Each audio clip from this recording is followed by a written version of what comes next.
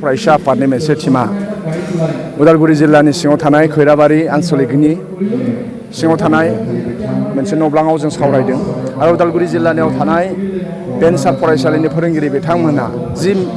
मिडियामावनो थाया मानो बर' आसामिस बेंगलि हिन्दी मिडियाम आरो हायार माद्रासा बे फरायसालिनि फोरोंगिरि बिथांमोना ज' जानानै दुलाराय बर' फरायसा आफादा जे आथिखालाव खामानि मावबाय थादों बिनि सायाव बेसेबां प्रग्रेस जादों होननानै बिथांमोना सोंनो फैदों आरो बिनि थाखायनो बिथांमोना जोंखौ लेंहरदों आरो लेंहरनाय बादिनो जों दिनै फैदों जों दुलाराय बर' फरायसा आफादा जोंहा फोथायनाय दङ जे दिनै जे बर'नि गेजेराव मोनसे एकर्ड जानानै थांबाय जे 27 जानुवारि 2020 जे एकर्ड जालांबाय बड' पिस एकर्ड आरो बे बड' पिस एकर्डआव 6.3 क्लजेसआव लिरनाय दङ जे बिटिआर ओनसोलाव थानाय बिसिबां फरायसालि आरो कलेज बेयो प्रभिन्सियेलाइज खालामनाय जागोन आरो बिटिआरनि बाहेरायाव गुदि गेजेर गोजौ बिनिफ्राय हायार सेकेन्डारि आरो डिग्री कलेजाव बर' डिपार्टमेन्टखौ फुल फ्लेजेड प्रभिन्सियेलाइज खालामनाय जागोन होननानै बिटिआर एग्रिमेन्टनि 6.3 क्लजेसआव लिरनाय दङ आरो बे 6.3 क्लजेसखौ मावफुंनो थाखाय आसामनि सासे शक्तिशाली मिनिस्टार हेमन्त बिश्व शर्मा बिथाङा आसाम स्टेटनि एडुकेशन मिनिस्टार बिथाङा जोंखौ 28 आगस्टआव गावनि गुवाहाटीयाव लेंहरदोंमोन आरो बेयावनो जोङो दुलाराय बर' फरायसा आफादनि मानगोनां आफादगिरि दिपेन बर'नि दैदेननायाव दुलाराय बर' फरायसा आफादनि मोनसे टीमा जोङो हेमन्त बिश्व शर्माखौ 28 आगस्टआव जों लोगो हमैदों 28 आगस्टआव लोगो हमैनाय समाव गोबां गोजौ थाखोनि अफिसारफोर दंमोन बि कैलान चक्रवर्तीनिफ्राय लानानै आरो मोनफ्रोमबो जे एलिमेन्टारि हायार आरो सेकेन्डारिनि जे डाइरेक्टर बिथांमोनाबो दंफायोमोन अब्ला हेमन्त बिश्व शर्मा सारा बुंदोंमोन जे 6.3 क्लजेसखौ मावफुंनो थाखाय मोनसे कमिटि दानो नांगौ आरो बेबादिनो साननैसो सावरायखांनायनि उनावनो बिथाङा सेबानि चेयारमेन आरो रमेश चन्द्र जैन आइएएस रिटायार बिथांखौ चेयारमेन फाथिनानै एलिमेन्टारि सेक्सन एलिमेन्टारि एडुकेशननि डाइरेक्टर गुवाहाटीनि बेखौ मेम्बार बेनिफ्राय सेकेन्डारि एडुकेशननि डाइरेक्टर बेखौ मेम्बार हायार जे एडुकेशननि डाइरेक्टर बिथांखौ मेम्बार बेनिफ्राय बिटिसिनि जि एडुकेशन डाइरेक्टर आथिखालाव बिटिआर बिथांनिखौबो मेम्बार बेनिफ्राय बर'फ्रा जि बर' मिडियाम एन्ड आदार ट्राइबेल लेंगुवेजनि जि डाइरेक्टर मोनदों बिथां बे ममता हजाय बिथांखौबो मेम्बार लानानै सासे मासिगिरि ओमफ्राय 7 सोद्रोमा लानानै मोनसे कमिटि दानाय जाबाय आरो बे कमिटिखौ दैदेनदों सेबानि चेयारमेन रमेश चन्द्र जैना आरो बिथांनि दैदेननायावनो बे कमिटिखौ दानाय जाबाय आरो बे कमिटि दाखांनायनि उनाव जों फ्राय माने 25 साननि उनाव सावरायनो हादों जोंखौ बिथांमोना सिगाङावनो सावरायनो होनबाय थादोंमोन डेटआ पस्टपन जाबाय थादों मानो होनबा माखासे गोजौ थाखोनि अफिसारफ्रा COVID-19 मोनदोंमोन आरो बेखौ कमिटि दाखांनायनि उनाव 25 दिननि उनाव जोंखौ 12 अक्ट'बराव बिथांमोना गुवाहाटीयाव जोंखौ लेंहरदों कमिटि 12 अक्ट'बराव जेला थाङो आसाम स्टेटनि एडुकेशन प्रिन्सिपाल सेक्रेटारि बि कैलान चक्रवर्तीनिफ्राय लानानै फुल फ्लेजेड एडुकेशननि बेसेबां डाइरेक्टर दङ आरो अफिसारफोरखौ लानानै 12 अक्ट'बराव गुवाहाटीनि सेक्रेटारियेटआव जों सावरायदों 11 बाजियाव आरो जों सावरायखांनाय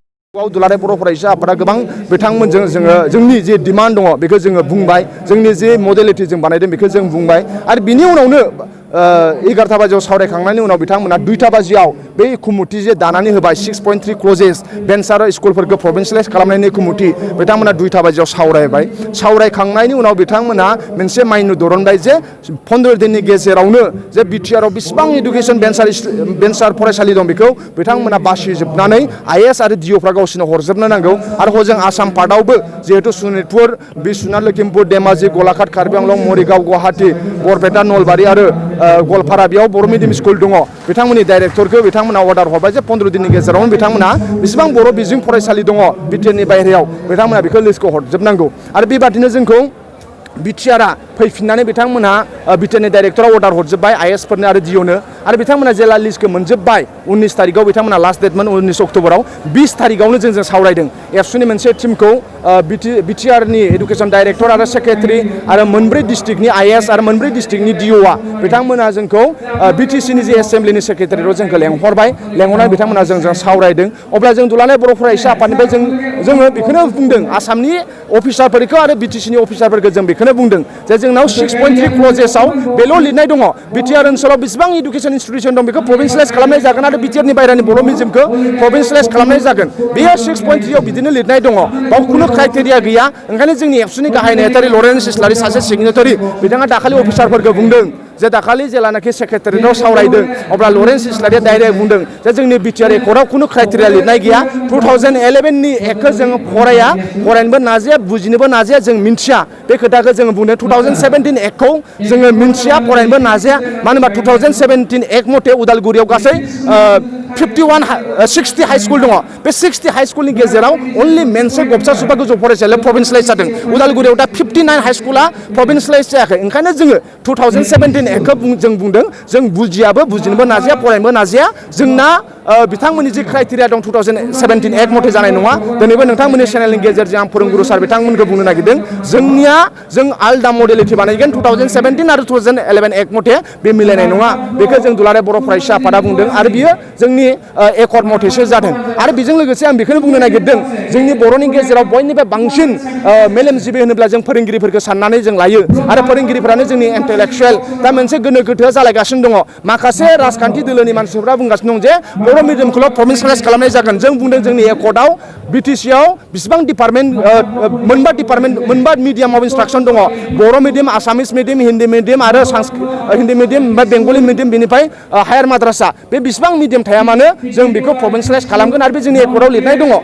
ओंखाय बिथांमोना फाव फान्दायदों बेनिफ्राय माखासे राजखान्थि दोलोखौ आं एबसुनि इडुकेसन सेक्रेटारि हिसाबै नोंथांमोननि चेनेलनि गेजेरजों खावलायनो सानदों माखासे राजखान्थि दोलोनि मानसिफ्रा बुंगासिनो दङ बिटिआर एकर्डखौ मानिया बिटिआर एकर्डखौ मावफुङा होननानै दिनै बिथांमोना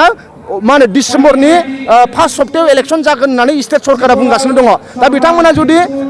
ब्रायनो जुदि स्टेटनि आसाम रायजोनि मा होनो इलेक्सन कमिसनार आरो सरकारफ्रा जुदि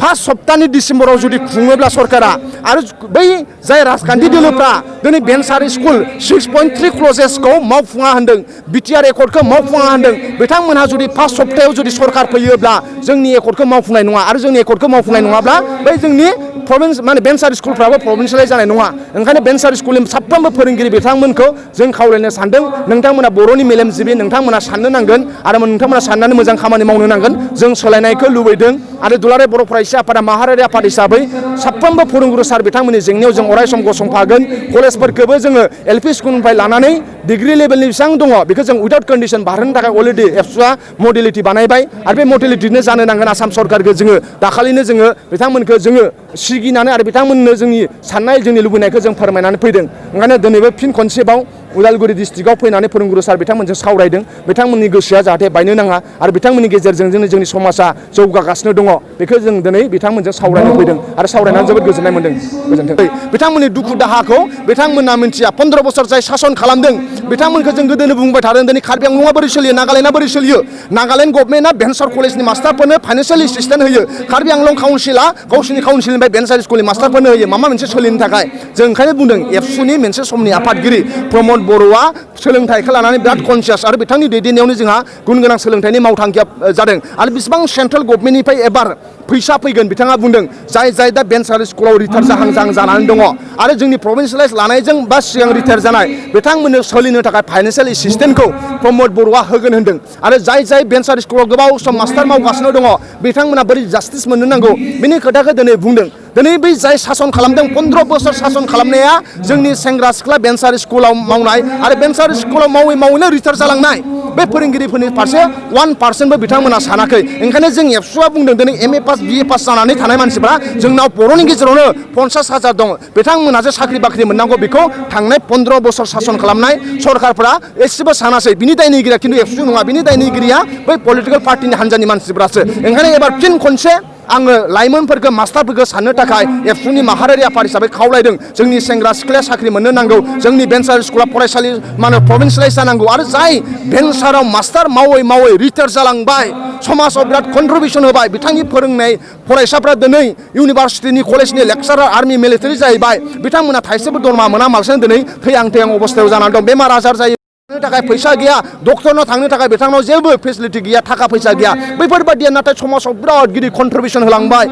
बर' हारिनि राव बर' हारिनि बर' बिजोंखौ रावखौ फोथांनानै दोननायाव बिथाङा बिराद कन्ट्रिबिउसन होलांबाय आं बै मास्टारफोरखौ ग्रेट सल्युट होयो आरो बिनि बिखय जोङो एबसु हिसाबै माहारियारि आफाद हिसाबै जोंनि एबसुनि बारग' आफादगिरि आरो आथिखालनि UPPLनि प्रेसिडेन्ट प्रमद बर' बिथांजों सावरायनाय जाबाय आरो बिथाङा बिनि थाखाय माखासे बाजेट आरो बिनि थाखाय बिथाङा जोंनो एबसुनो खोथा होखाबाय ओंखायनो बै प्रमद बर' बादि सासे मा होनो एडुकेसननि जेंना सेंग्रा सोलायनायनि साख्रि बाख्रिनि मोननायनि जेंना जाय बुजिग्रा बेफोरबायदि मानसिया जाहाथे सासनाव फैयो बेनि थाखायबो बै मास्टारफोरा रायजो राजा सेंग्रा सिख्लाया जाहाथे खामानि मावो बेखौसो जों खावलायनाय थाबाय। ओंखायनो जोंनो सोलायनांगौ आरो बे सोलायनायाव लाबोनायाव साफ्रोमबो सेंग्रा सिख्ला बोराय बुरि जानो गोनां जानो गैयै साख्रि मोननाय साख्रि मोनै बिथांमोना जाहाथे सोलायनायनि मोनसे पार्ट जायो बेखौ जोङो माहारियारि आफाद हिसाबै साफ्रोमबो सेंग्रा सिख्लाखौ खावलायबाय, फोरोंगिरि सार बिथांमोनखौबो खावलायबाय।